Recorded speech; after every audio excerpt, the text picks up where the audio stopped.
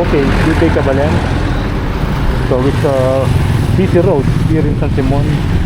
At ito yung tinatawag nilang Quezon Road. At nasa harapan natin ngayon yung Global Asiana Business Park. So for today's video ay pupuntahan natin yung dati nating binlog, yung San Miguel Bridge dun sa may San Simon, yung papuntang Baliwag yun. Time tayo nag-update doon, maybe matagal-tagal na rin mga 3 to 4 months na. So ngayon ay babalikan natin siya at titignan natin kung ano na ba yung latest development about the construction of that very important bridge na magdudugtong sa San Simon at mapapabilis ang biyahe papuntang Baliwag. So dati kasi nung in-update natin yun, walang gumagawa nakatenga lang. Walang merong mga trabahador pero wala tayong nakitang gumagawa. So may nakita tayo sa previous video na gumalaw na. Meron na silang na-accomplish kahit papaano nagkaroon na ng continuation yung ongoing project na yon. Mula nung pumutok yung flood control scandal. So ngayon i-update natin kung ano na ba yung natatapos nila. At para maipakita ko sa inyo ngayong patapos na yung year 2025. Dahil today is December 30 already and this would be our last update at year-end ride na rin as well. So, tara, tingnan natin para magkaroon tayo ng idea kung ano na yung itsura. So, mas pinili natin dumaan dito sa may Quezon Road. Nagmula tayo sa Angeles City and then papuntang Mexico until we reach this road kasi nga doon sa MacArthur Highway kung dadaan tayo ng San Fernando, matraffic na yan sa mga oras na ito. Although ngayon, Rizal Day, December 30, hindi pa rin tayo sure. Dahil araw-araw na matraffic hanggang bukas na yan. And then siguro sa January 1, medyo tahimik dahil pagod yung mga tao. And then after that, 2, pataas na. Ano na yun? Rush na yung mga umuwi.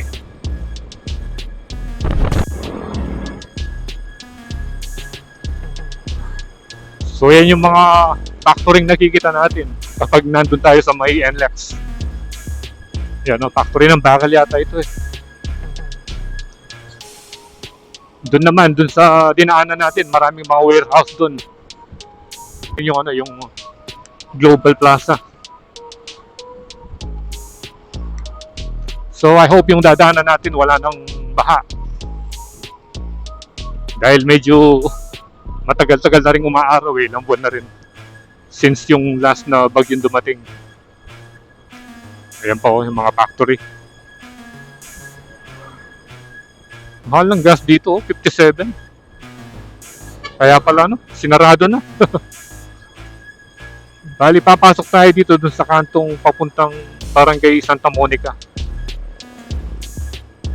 Yung dating dinaanan natin nung first time tayong pumunta. Kakaliwa na tayo dito.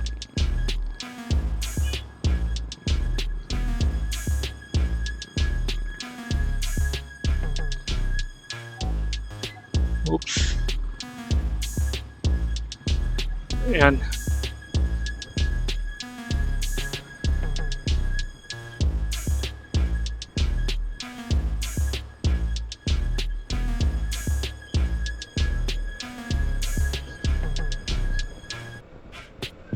Dalawa kasi yung pwedeng daanan papunta ron Yung may sa Lusu. At saka yung isang kalsada na babaybayin mo yung katabi ng Pampanga River.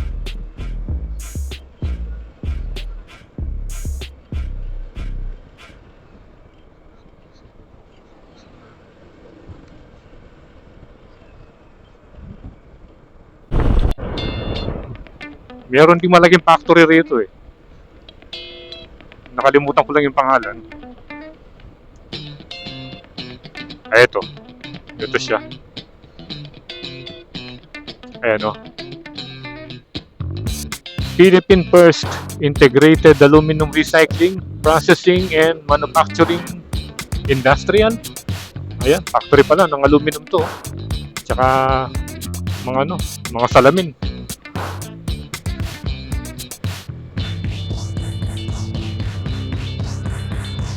Yan nung last time na dumaan tayo rito, yan. Pantay yan. Pantay yung yung tubig.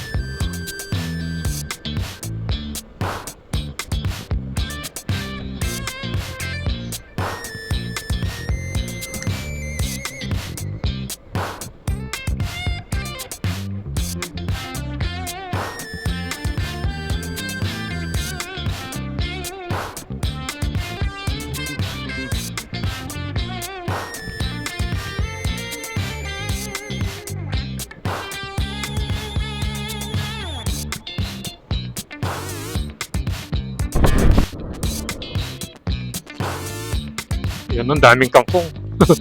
Kala ko kanina, water lily. Mga kangkong pala.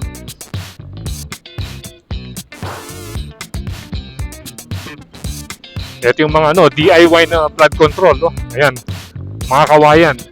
Tapos nilagyan ng sandbag. Para hindi gumuho yung lupa. Yung dito, yung sa may tabi ng kalsada.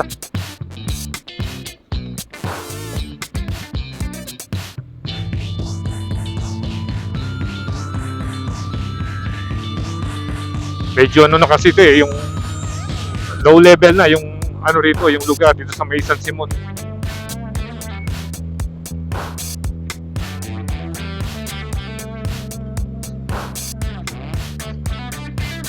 And then diretso tayo. Barangay San Pedro. Ito na yata yung dike eh. Parang ito na yata yung dike.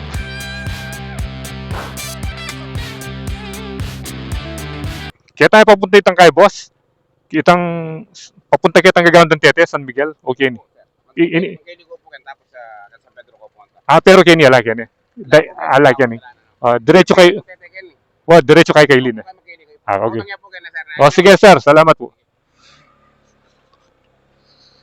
Yun, nagtanong tayo kay sir. Bali yung kanina, nakita natin kasi parang river control yun eh. Parang dike. Tinanong natin baka sakali may alternate route doon, pero dito raw, kaliwa na tayo sa San Pedro.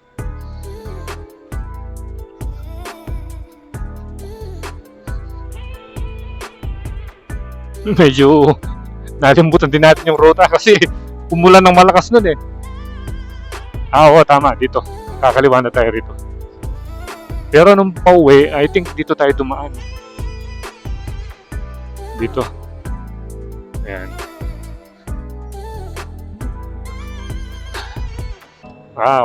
Dito tayo nagpahinga nun eh. Nung nalubat yung natin, yung camera natin.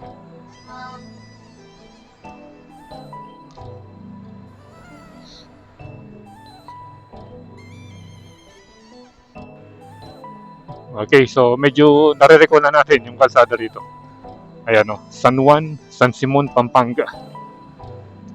Dito yung matinding lubog kasi yun, yan. Dito banda Kasi tabi na ng yan eh, yung Pampanga River. Tingnan niyo yung mga yung mga bahay. Tingnan niyo kung gaano kalalim Yan. Tapos yung sa likod, yun na yung Pampanga River. Kaya pag nag-overflow yun, ito yung mga unang matatamaan. At saka tingnan niyo kung gaano kataas yung kalsada. Yung magkabilang malalim na Yan, parang dike din kasi ito eh.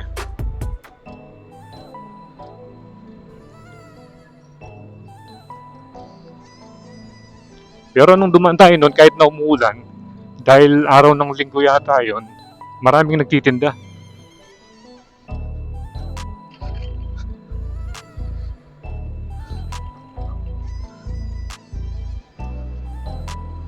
Sira yung kalsada rito. Pero ang ganda ng palayan. Ay. Ang taas ng terminal nila. Ayun na yung Pampanga River. Yan.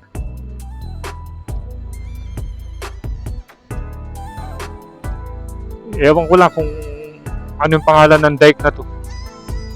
Tignan na lang natin sa map. Parang Pampanga River Bank Dike yata ito.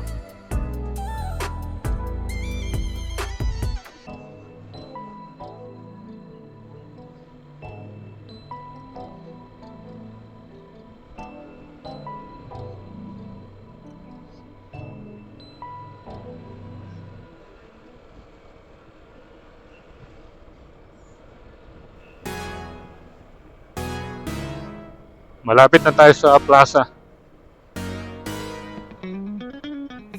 Yan, dito matraffic nun dito eh. Dito tayo nagparada nun eh. Ito na yung plaza. Plaza ng Barangay San Juan. Ganda ng simbahan dito eh. Tignan muna natin. Tignan natin kung bukas. Yun. Sarado rito. Daan muna tayo rito. Nang makapag-visit. Ayan. Nuestra Señora. Doon tawag. Nuestra Señora. Bukas naman. Okay. Visit muna tayo.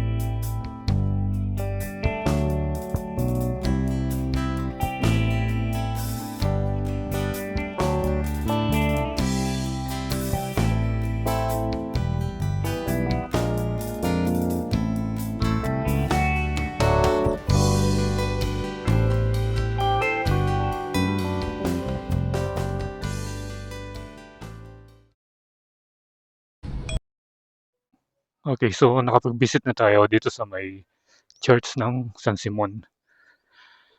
At pupuntahan na natin yung ating main goal, which is yung ginagawang tulay sa San Miguel. Let's go na.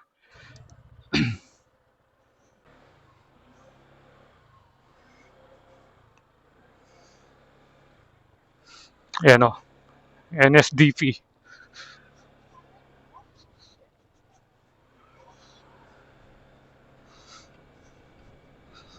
Malapit na lang yun dito eh. Sa lampas ng parang palengke yata yun.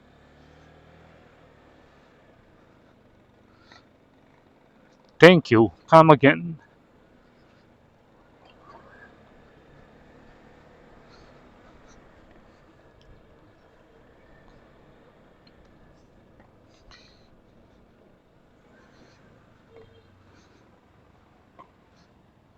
Pure Gold San Simon. Ang daming prutas oh. Usong-usong ngayon dahil tomorrow is 31 na. At yung mesa kailangan maraming prutas. Yun yung natin tradition natin. Yung kailangan makumpleto yung 12 yata, 12 na iba't ibang prutas na bilog.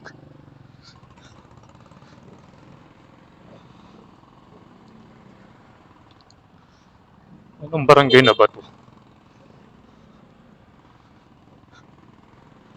Yun, dami pakwan. One way ba rito? Yan, dito na yata. Oo, eto. Ito na yung niya. Yung construction, yung yung project details, which is construction of San Miguel Bridge 1 along San Simon, Baliwag Road.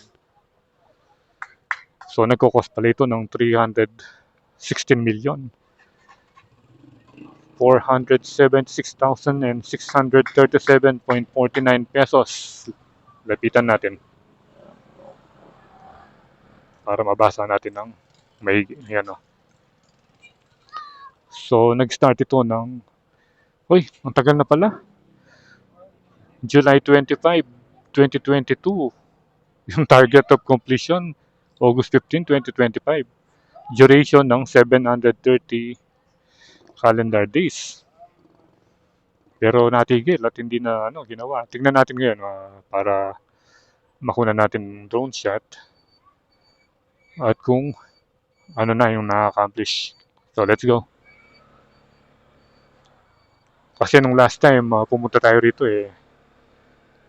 binawalan tayo. Parang hindi naman tayo binawalan actually, pero mailap yung mga yung mga nagtatrabaho. Ito,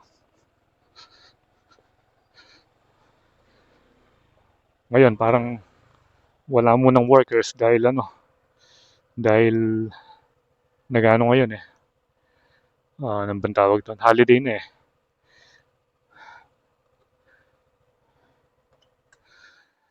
So nakikita natin yung mga crane nila dito tsaka doon sa kabilang bahagi. Ayan. Mga stalls pala ito pero walang parang abandoned. Hindi yata natuloy hindi. Abandoned na.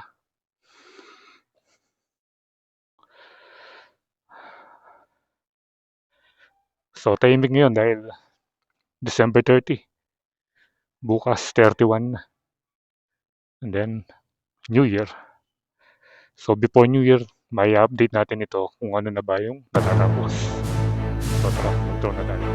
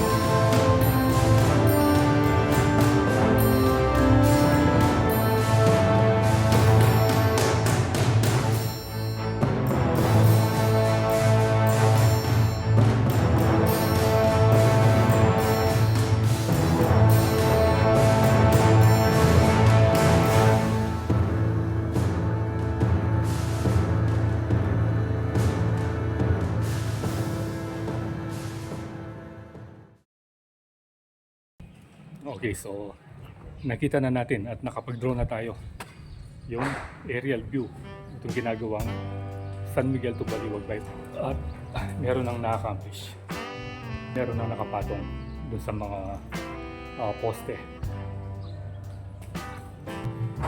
At least good news ito para sa mga taga San Simon at sa mga karatig bayan na mag-cross sa Pampanga River. Ayan.